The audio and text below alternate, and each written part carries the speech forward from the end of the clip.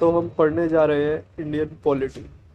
अब हमारी गवर्नमेंट जो होती है वो तीन पार्ट्स में बटी होती है, जो कि होती है लेजिस्लेचर, जो कि लॉ बनाता है, एग्जीक्यूटिव जो लॉ को अप्लाई करता है, और जुडिशरी जो लॉ को एक्सप्लेन करती है। अब हम पढ़ने जा रहे हैं कॉन्स्टिट्यूशनल डेवलपमेंट ऑफ इंडिया की, कैसे सब कुछ हुआ, कैसे कैसे हम गुलाम बने, फिर हम आज़ाद हुए। तो वहाँ तक आज हम इस वाली ऑडियो में पढ़ेंगे। तो सबसे पहला ब्रिटिशर जो कि 1599 में इंडिया में आया था वो था जॉन मिल्डनहाल। ब्रिटिश क्राउन उस टाइम पे कौन थी? Queen Elizabeth Taylor first. और यहाँ पे मुगल एम्परर कौन था? अकबर। जो सबसे पहला ब्रिटिशर था जो कि अकबर के कोर्ट में गया था वो था राल्फ फिंच। उन्होंने फिर बाद में सोचा कि हमें ग्रुप बनाते हैं मर्चेंट एडवेंचर्स का, और उन्होंने परमिशन ली क्वीन एलिजाबेथ टेलर फर्स्ट से इंडिया में बिजनेस करने के लिए, जो कि उनको 1600 चार्टर एक्ट के तहत मिल गई। 1600 चार्टर एक्ट क्या था कि वो 15 साल तक इंडिया में बिजनेस कर सकते हैं और किसी भी ईस्टर्न कंट्री में। ये कब साइन हुआ? 31 दिसंबर 1600 को। ठीक है। अब ईस्ट इंडिया कंपनी का डेवलपमेंट हो गया। ये मर्चेंट ईस्ट इंडिया कंपनी बन के ही यहाँ बिजनेस करने आ रही थी, जिसका साइन कब हुआ था? 31 दिसंबर 1600 को।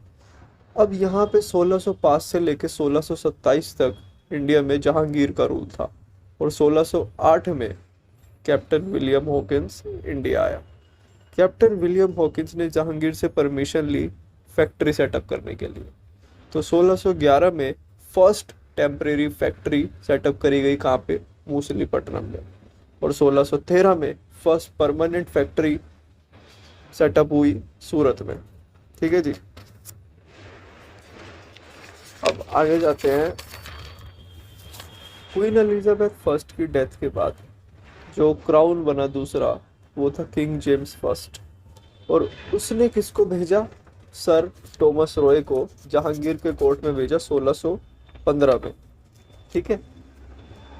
ठीक है जी। अब ईस्ट इंडिया कंपनी ने अपनी तीन प्रेसिडेंसीज बना ली थी, बंगाल, मद्रास और बॉम्बे में।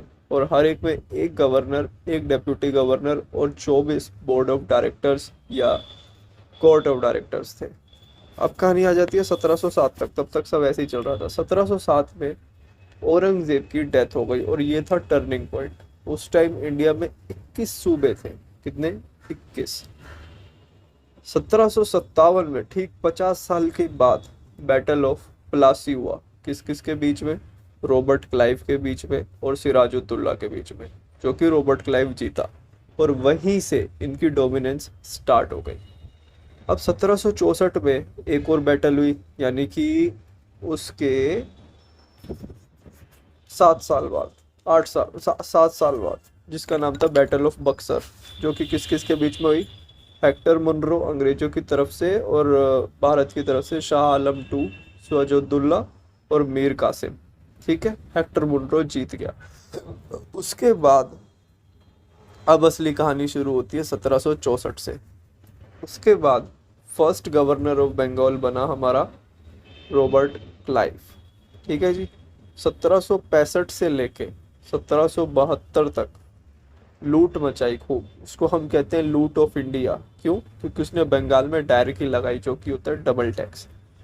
उसके बाद अंग्रेजों को पता लगा कि यार ये वहाँ पे ऐसे ऐसे कर रहा है, तो उन्होंने दूसरा गवर्नर बना के भेजा बंगाल का, जो कि था वॉरेन हेस्टिंग्स, जिसने कि आते ही डायरेक्टली को एंड किया। कब भेजा था? 1772। 1765 से लेके 1772 तक उसने डायरेक्टली लगा रखी थी, और रॉबर्ट क्लाइव का रूल था। अब 1772 में वॉरेन हेस्टिंग आ गया। अब अंग्रेजों ने, मतलब ब्रिटेन की तरफ से 1773 में फर्स्ट रेगुलेटिंग एक्ट आया, जो कि था कि ईस्ट इंडिया कंपनी 20 साल तक उसके पास इंडिया में ट्रेड मोनोपोली थी, और कोई इसके अलावा कर नहीं सकता था। दूसरा, governor of Bengal now become the governor general of Bengal, यानी Warren Hasting of governor general of Bengal बन गया था। 1774 में ये रेगुलेटिंग एक्ट कब आया था? 1773 में। और 1774 में सुप्रीम कोर्ट इस्टेब्लिश कर लिया गया था कैलकटा के अंदर, जिसमें कि 4 जज थे। एक चीफ जस्टिस था जिसका नाम था एलिजा इम्पे। 3 जज थे, लॉर्ड हाइड, लॉर्ड चैम्बर्स और लॉर्ड लिमेंस्टर्स। 1781 में इसी का एक अमेंडमेंट एक्ट आया था कि इसी एक्ट को थोड़ा बहुत सुधारा जा सके, कोई बड़ी बात नहीं। अब जो वो वॉरेन हेस्टिंग्स था वो इन जजों के साथ मिल गया था और अपनी मनमानी करने लगा था। ये जब ब्रिटेन ने देखा तो उन्होंने 1784 में ही एक पिट्स इंडिया एक्ट भेजा। इसके तहत उन्होंने क्या कहा कि ट्रेड और एडमिनिस्ट्रेशन को अलग अलग करो ईस्ट इंडिया कंपनी के, और एग्जीक्यूटिव और जुडिशरी यानी कि लॉ को जो लॉ को अप्लाई करता है और एक्सप्लेन करने वाला, दोनों को अलग करो, एग्जीक्यूटिव और जुडिशरी को। बोर्ड ऑफ कंट्रोल सेटअप किया गया एक लंदन में ताकि इन सबको देखा जा सके, 6 मेंबर्स का। और वॉरेन हेस्टिंग के अगेंस्ट 1786 में वो आया कब था, 1772 में, और 1786 में उसके अगेंस्ट इम्पीचमेंट लगा दी गई। ठीक है, अब आता है जी एक्ट ऑफ 1786। अब किसी को तो बिठाना था, तो 1786 में लॉर्ड कॉर्नवालिस, उसको नया गवर्नर जनरल ऑफ बंगाल बनाया गया और उसको मिलिट्री हेड भी बनाया गया। अब ये तो बीच का सीन हुआ। फर्स्ट रेगुलेटिंग एक्ट कब आया था, 1773 में, जहाँ पे 20 साल की मोनोपोली दी थी। यानी 20 साल बाद अब 1793 में फिर से एक एक्ट आया जिसका नाम हम देते हैं चार्टर एक्ट। जो ईस्ट इंडिया कंपनी की ट्रेड मोनोपोली थी उसको 20 साल एक्सटेंड किया गया। जो ब्रिटिश ऑफिसर्स की सैलरीज थी वो इंडियन रेवेन्यू से ही पे की जाने लगी। 1793 में ही रॉबर्ट क्लाइव के टाइम पे ICS, Indian civil service, found हुआ 21 अप्रैल 1793 में। और लॉर्ड कॉर्नवालिस को फादर ऑफ आईसीएस भी कहा जाता है। अब इन 1793 यानी 1793 में ही रेवेन्यू बोर्ड और रेवेन्यू पुलिस भी सेटअप की गई। ठीक है जी, सब सही चलता रहा। फिर 20 साल बाद 1813 में एक चार्टर एक्ट आता है। Dominance of east India company on Indian provinces was extended for another 20 years. East India company अगले और 20 साल के लिए इंडियन प्रोविंसेस पे उसकी डोमिनेंस थी। लेकिन उसकी जो ट्रेड मोनोपोली थी सिर्फ 2 चीज़ों को छोड़ के, चाय का व्यापार और चाइना के साथ व्यापार, ये उसके पास अब मोनोपोली थी। बाकी सारी मोनोपोली खत्म हो गई थी।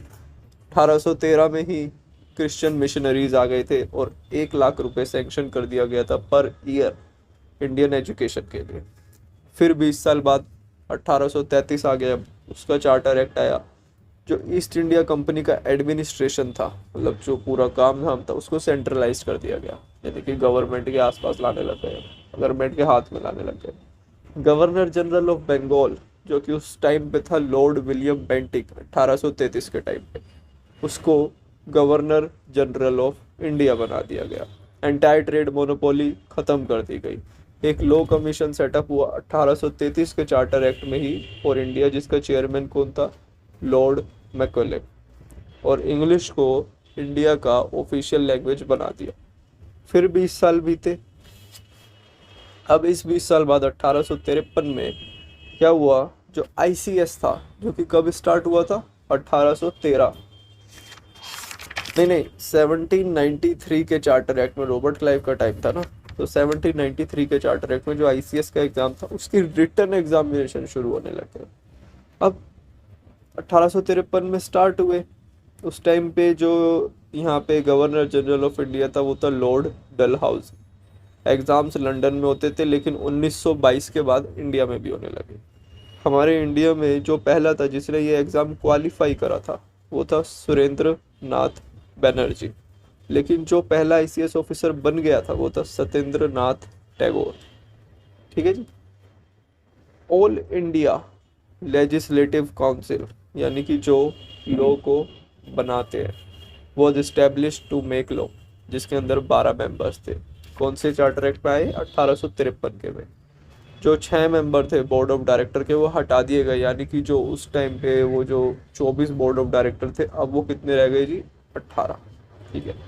अब आता है 1858 में गवर्नमेंट ऑफ इंडिया एक्ट, यानी कि अब क्वीन विक्टोरिया यहाँ पे आके शासन अपना शुरू करेगी। तो अगर देखा जाए उनका शासन कब से शुरू हुआ था, बैटल ऑफ बक्सर से, जो कि कब हुई थी, 1764 में, सॉरी 1764 में हुई थी। लेकिन पहला गवर्नर जनरल कब बना था, 1772 में। तो ये मानो कि जो कंपनी का रूल था वो 1773 से लेके 1857 तक रहा। कब से कब तक, 1773 से लेके 1857। वैसे शुरुआत तो 1757 से हो गई थी जब बैटल ऑफ प्लासी हुआ था, लेकिन ऑफिशियल वॉरेन हेस्टिंग जब 1773 में बना था तब। अब 1858 में गवर्नमेंट ऑफ इंडिया एक्ट आया। गवर्नमेंट इंडिया में गवर्नमेंट लानी थी ब्रिटेन की, तो government of India act, proclamation of queen Victoria. Company के रूल को हटाया गया, board of control, court of director, ये सारे हटा दिए गए। Indian administration and revenue came under the British crown. जो इंडिया का पूरा एडमिनिस्ट्रेशन था और जो रेवेन्यू था वो सारा ब्रिटिश क्राउन के अंडर आ गया। इस एडमिनिस्ट्रेशन को चलाने के लिए एक नई पोस्ट बनाई गई, secretary of state of India. East India company बंद कर दी गई। Indian council was establish for administration, secretary of state of India, और एक इंडियन काउंसिल सेटअप की गई फॉर द एडमिनिस्ट्रेशन, 15 मेंबर्स की। गवर्नर जनरल ऑफ इंडिया, जो कि उस टाइम पे था लॉर्ड कैनिंग। कौन था? Lord Canning. इसको बना दिया गया viceroy of India. All the provisions, ये जितना भी ये सारा जो पढ़ना था, ये जो गवर्नमेंट ऑफ इंडिया एक्ट कहाँ पे पढ़ा गया?